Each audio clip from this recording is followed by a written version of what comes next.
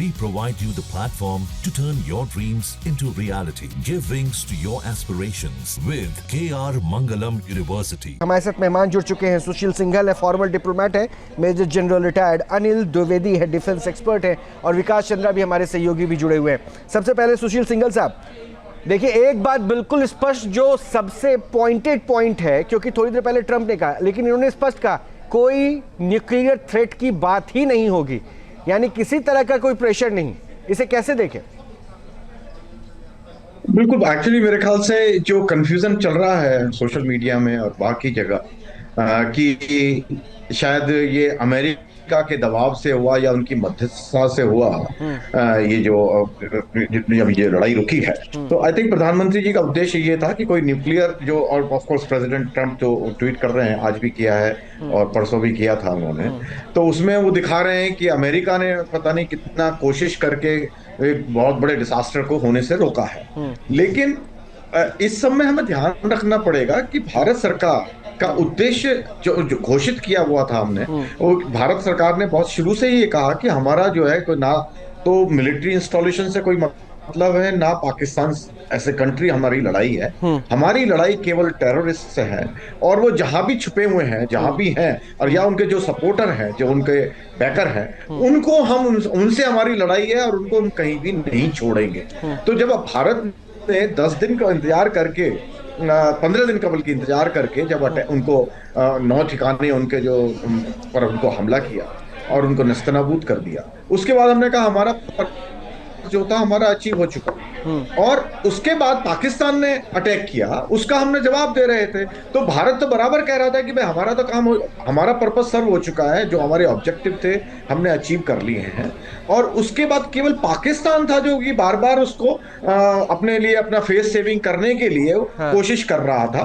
तो प्रधानमंत्री जी ने साफ बता दिया कि इसमें जो है ना तो हम न्यूक्लियर उनके उससे डरे हुए थे, उसकी वजह से हम राजी हुए, हम तो पहले ही इसके लिए तैयार थे। हम तो कह रहे थे कि भाई हमारा पर्पस हो चुका है। एक बार अपने सहयोगी का भी रुख करूं, लेकिन प्रधानमंत्री ने जो बातें कही एक बार फिर से सुनवाते हैं। उसमें से एक हिस्सा ये भी है, बहुत इंपॉर्टेंट है। टेरर और टॉक एक साथ नहीं हो सकते। टेरर और ट्रेड एक साथ नहीं चल सकते, और पानी और खून भी एक साथ नहीं बह सकता। विकास चंद्रा का रुख करूंगा मैं पहले। विकास, एक बात जो स्पष्ट है, टेरर एंड टॉक एक साथ नहीं, टेरर एंड ट्रेड एक साथ नहीं। ना ही इस बयान के बाद, आज के स्टेटमेंट के बाद यह भी बता दिया गया कि परमाणु थ्रेट वगैरह तो छोड़िए, जो सिंधु इंडस वैली ट्रीटी थी जिसको निरस्त किया गया था, वो भी लागू नहीं किया गया है। We are monitoring Pakistan.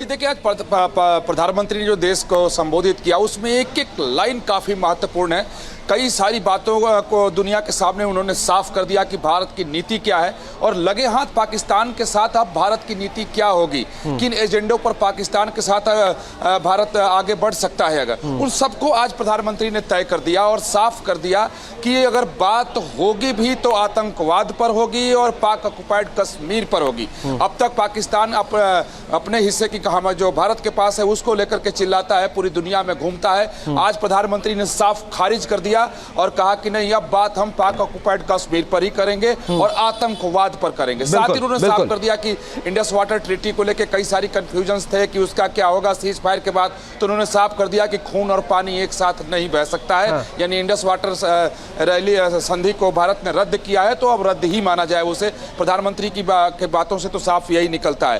साथ ही उन्होंने पूरी दुनिया के सामने रख दिया कि भारत की नीति क्या है, और पाकिस्तान को घोषित कर दिया कि वो आतंकवाद का यूनिवर्सिटी है, कि दुनिया में कहीं भी आतंकवाद होता है तो वो उसका प्रशिक्षण जो है वो पाकिस्तानी होता है, ये कम से कम प्रधानमंत्री के तो आज बहुत ही साबित हो गया। आता हूं विकास, एक बार फिर से मैं कुछ और हिस्से हैं प्रधानमंत्री ने जो बातें कही, एक बार वो भी सुनवा दूं। उनके आकाओं को अलग अलग नहीं देखेंगे। ऑपरेशन सिंदूर के दौरान दुनिया ने पाकिस्तान का वो घिनौना सच फिर निश्चित तौर पर ये युग युद्ध का नहीं है, लेकिन ये युग आतंकवाद का भी नहीं है। टेररिज्म के खिलाफ जीरो टॉलरेंस, ये एक बेहतर दुनिया की गारंटी है। साथियों, पाकिस्तानी फौज, पाकिस्तान की सरकार जिस तरह आतंकवाद को खाद पानी दे रहे हैं, वो एक दिन पाकिस्तान को ही समाप्त कर देगा। पाकिस्तान को अगर बचना है तो उसे अपने टेरर इंफ्रास्ट्रक्चर का सफाया करना ही होगा। इसके अलावा शांति का कोई रास्ता नहीं है। भारत का मत एकदम स्पष्ट है। टेरर और टॉक एक साथ नहीं हो सकते।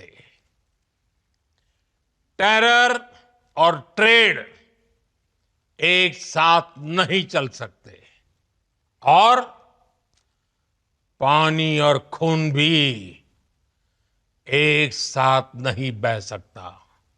मैं आज विश्व समुदाय को भी कहूंगा, हमारी घोषित नीति रही है, अगर पाकिस्तान से बात होगी तो टेररिज्म पर ही होगी। अगर पाकिस्तान से बात होगी तो पाक ऑक्युपाइड कश्मीर, पीओके, उस पर ही होगी।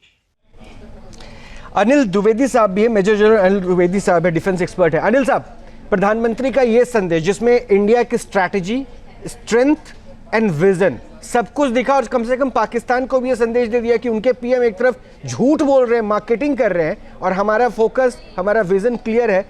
टेरर मीन्स फिर से आप तैयार रहिए भुगतने के लिए। Thank you.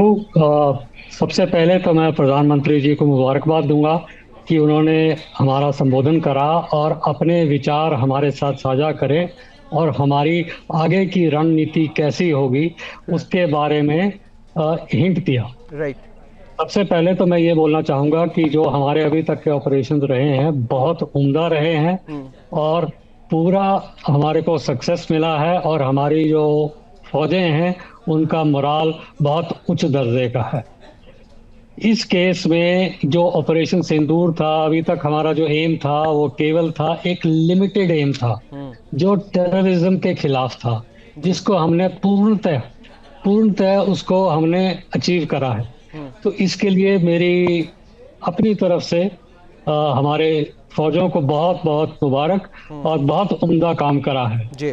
जब कभी आगे काम करना पड़ेगा तो उसके हिसाब से हमारे एम, हमारे लक्ष्य अलग होंगे। बिल्कुल। तो उसके ऊपर मैं ज्यादा ना जाते हुए मैं सिर्फ ये कहूंगा कि जो हमारी काबिलियत है वो एक अच्छे दर्जे की नजर आई है, और कुछ एक टेकअवेज हैं हमारे, कुछ एक जो हमारे सामने नजर आया है, जिस तरीके से ये लड़ाई लड़ी गई है वो बहुत अच्छी है।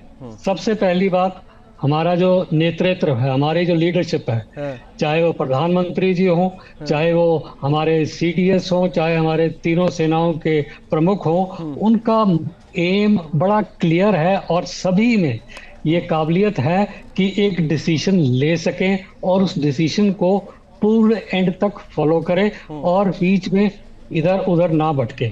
बहुत कामनेस से, बहुत सूझ से हमने ये कार्रवाई करी है, और मुझे फक्र हो रहा है कि मैं भी इसी ऑर्गेनाइजेशन का एक पुराना सैनिक हूँ और इस देश का एक नागरिक हूँ। इसके अलावा जो हमारे टेकअवेज हैं कि हमारा इंटेलिजेंस बहुत उम्दे प्रकार का था, जिससे कि हम दुश्मन के पूरे रिसोर्सेज की ज्ञान है हमारे को, ये एक एवर इवॉल्विंग तरीका है आज की ठीक नई है द्विवेदी टेक्नोलॉजी के तहत। द्विवेदी साहब बिल्कुल बहुत सही अच्छा बात है, था। और ये शायद यही दिखा विजन, इम्पैक्ट एंड थोरोली ये सोच कि हम आतंक को बर्दाश्त नहीं करने वाले, और कोई भी ऐसा नहीं है कि भाई अंतर्राष्ट्रीय प्रेशर, न्यूक्लियर थ्रेट, ये भी स्पष्टीकरण भारत की तरफ से दे दिया गया। बहुत बहुत शुक्रिया सर हमसे जुड़ने के लिए। न्यूज नेशन अब व्हाट्सएप पर खबरों की ताजा अपडेट के लिए न्यूज नेशन के इस QR कोड को स्कैन करें।